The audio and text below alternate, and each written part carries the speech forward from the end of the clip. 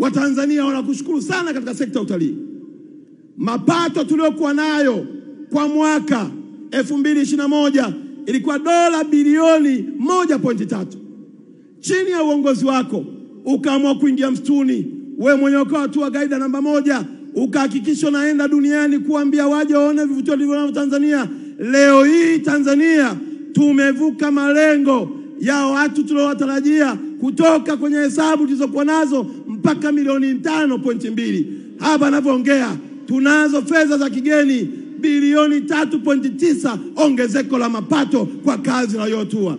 Mheshimiwa, ningeweza kusema mengi zaidi, lakini ndugu zangu wenye hoteli wanajua, ndugu zangu matua guide wanajua, ndugu zangu mapota wanajua, hata wanaouza simenti wanajua ya kwamba ongezeko la ujenzi wa vyumba ni ajira kwao. Naomba kusema maneno mawili ya mwisho. Mungu akulinde, Mungu akutunze.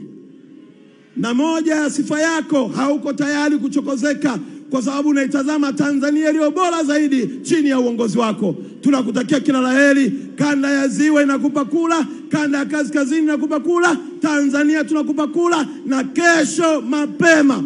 Mheshimiwa, hivi unavyoniona mimi, baada ya hapa naingia kwenye ndege, na sasa hivi kutoka Arusha kuja Mwanza tuna ndege yetu ya moja kwa moja. Hatupotezi muda. Naingia kwenye ndege naenda kwenye mabalozi. Saa 9 nitakuwa zangu Arusha nikiongea na mabalozi kuhamasisha watu wajitokeze kwenda kupiga kula. Naomba niwaombe wenye viti wa serikali za mitaa, niwaombe mabalozi, wajumbe wote wa mashina, tuhakikisha kwamba kwenye mashina yetu na mitaa yetu hakuna anayebaki. Kula zote kwa Daktari Samia ambaye ndio rais anayeweza kujibu kiu na matatizo ya wananchi wa Tanzania.